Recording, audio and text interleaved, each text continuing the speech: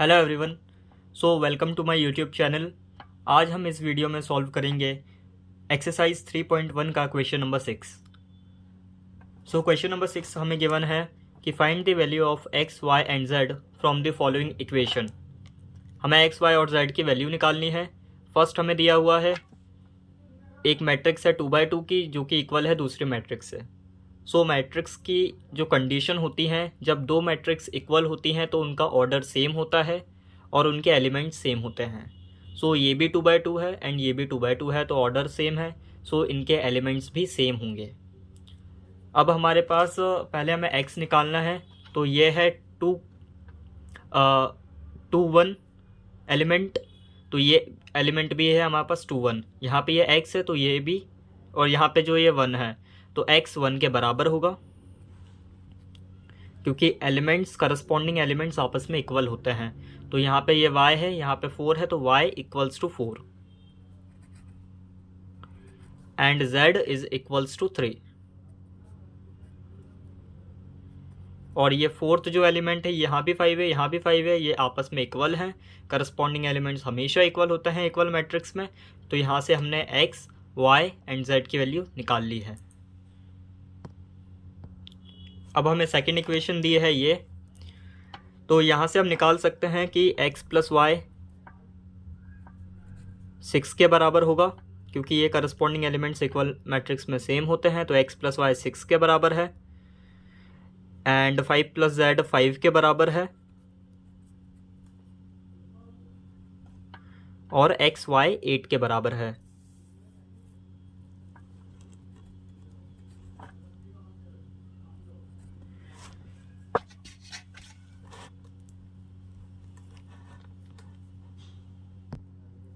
सो अब हमारे पास 3 इक्वेशंस बनेंगी। इन इक्वेशंस को हम नाम दे देंगे 1, 2 एंड 3। अब हम इक्वेशन 1 से निकाल सकते हैं कि जो y होगा वो होगा 6 माइनस एक्स के। अब जो ये वैल्यू आई है इसे हम इक्वेशन 4 दे देते हैं नाम। अब जब हम फोर्थ इक्वेशन को थर्ड इक्वेशन में पुट करेंगे तो यहाँ से फिर हम x की वैल्यू फाइंड कर सकते हैं। सो इसके लिए हम x और y की जगह पे हम रख देंगे 6 माइनस एक्स, जो कि इक्वल है 8 के। यहाँ से आ जाएगा 6x minus x square is equals to 8। इसे हम इस साइड लेकर आएंगे तो होगा x square minus 6x plus 8।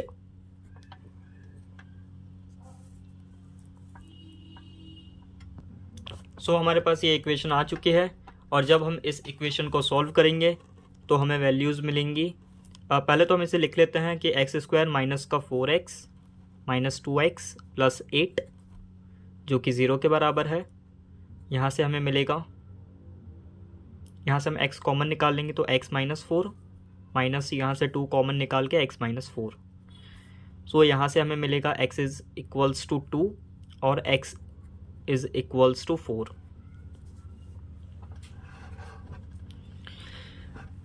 So when x is equals to 2 है, तो यहाँ पे हमारे पास y की वैल्यू मिलेगी। जब हम x को पुट करेंगे इस इक्वेशन में तो हमें y की वैल्यू मिलेगी 4 and when x is equals to 4, so हमें y की वैल्यू मिलेगी 2। जब हम x को यहाँ पे 4 पुट करेंगे तो यहाँ पे ये डिवाइड करके हमें y 2 मिल जाएगा। अब हम फाइंड करते हैं z के लिए फ्रॉम इक्वेशन 2।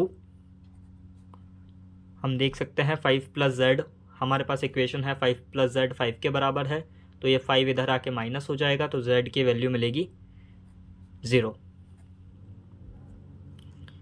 देयरफॉर आंसर होगा हमारे पास x y z के लिए x या तो हमारे पास 2, y 4 और z 0 हो सकता है, एंड x हमारे पास 4, y 2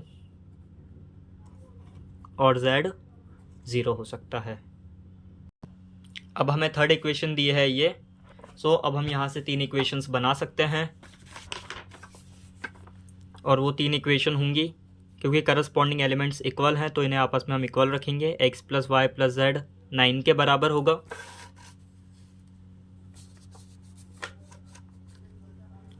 x प्लस जेड 5 के बराबर होगा एंड y प्लस जेड 7 के बराबर होगा।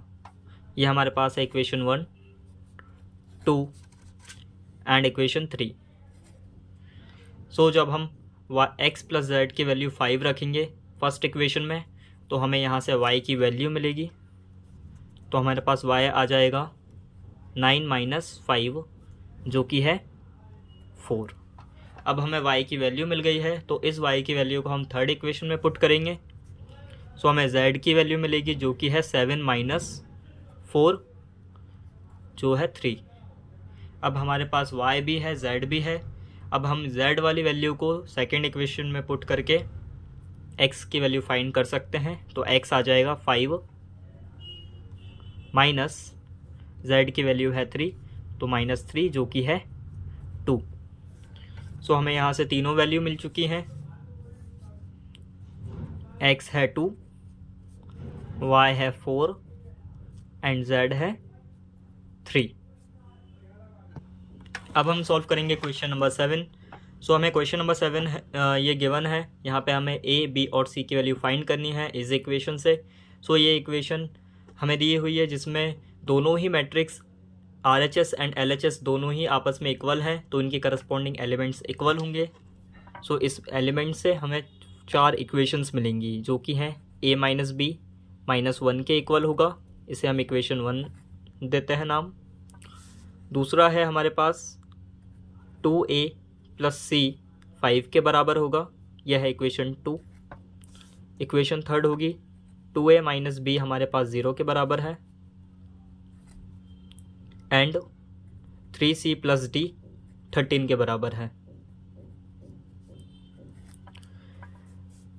सो फ्रॉम इक्वेशन फर्स्ट यहाँ से हम a की वैल्यू निकाल सकते हैं जो कि आएगा -1 एंड जब ये b इधर आएगा तो ये हो जाएगा प्लस, तो ये हो जाएगा b माइनस 1। इसे हम इक्वेशन 4th नाम देते हैं। और जब हम इक्वेशन 4th को थर्ड इक्वेशन में पुट करेंगे सो फ्रॉम थर्ड हमें मिलेगा 2a माइनस b जो हमें ये 0 इक्वेशन गिवन है।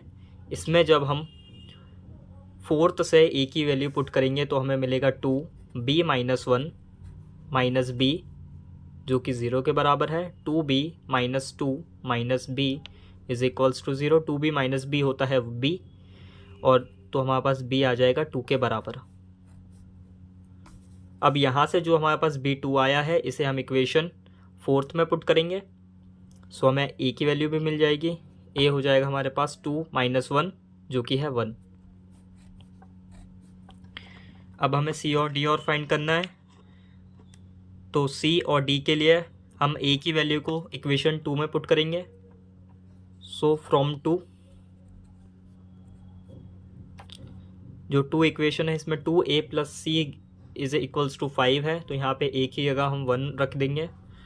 तो यहाँ हमें मिलेगा plus c is equals to 5 और जब 2 इधर आएगा तो यहाँ हो जाएगा 5 माइनस 2 तो ये होगा 3। तो c की वैल्यू आई 3। अब c की वैल्यू आ चुकी है तो हम c की वैल्यू को इक्वेशन 4th में पुट करेंगे।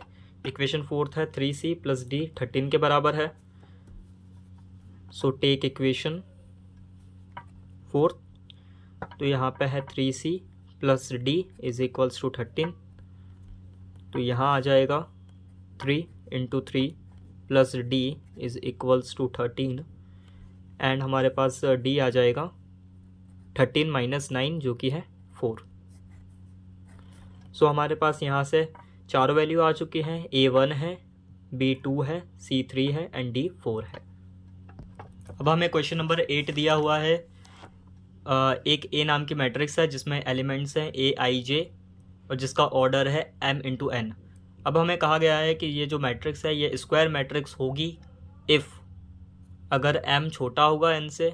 ये तो नहीं हो सकता क्योंकि ऑर्डर और number of rows and number of column same होने चाहिए। सो इसके लिए m और n बराबर होगा, तभी वो स्क्वायर मैट्रिक्स हो पाएगी। सो इसका करेक्ट आंसर है ऑप्शन नंबर सी, क्योंकि number of rows and number of columns square matrix में इक्वल होने चाहिए। उसका आंसर होगा सी। अब हम सॉल्व करेंगे क्वेश्चन नंबर 10। सो क्वेश्चन नंबर 10 है कि number of all possible matrices of order 3x3 with each entry 0 and 1। सो हमें पॉसिबल मैट्राइसेस बतानी है 3x3 ऑर्डर की, जिनमें एंट्री 0 हो या फिर 1 हो। सो हमें पता है कि 3x3 मैट्रिक्स में टोटल नंबर ऑफ़ एलिमेंट्स 9 होंगे। सो हम यहाँ पे लिख लेते हैं टोटल एलिमेंट्स हो जाएंगे 9, क्योंकि 3x3 की मैट्रिक्स है। और हमारे पास ईच एंट्री होनी चाहिए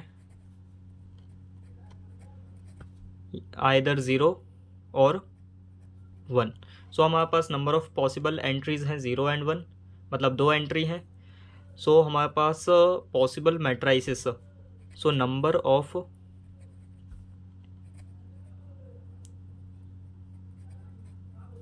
पॉसिबल मैट्राइसेस हो जाएंगे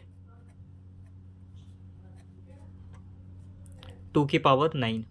दो हमारे पास एंट्री है 0 and 1 एंड 9 है हमारे पास टोटल नंबर ऑफ़ एलिमेंट्स। तो जब इसे हम सॉल्व करेंगे तो हमारे पास आंसर आएगा 512। Thank you everyone.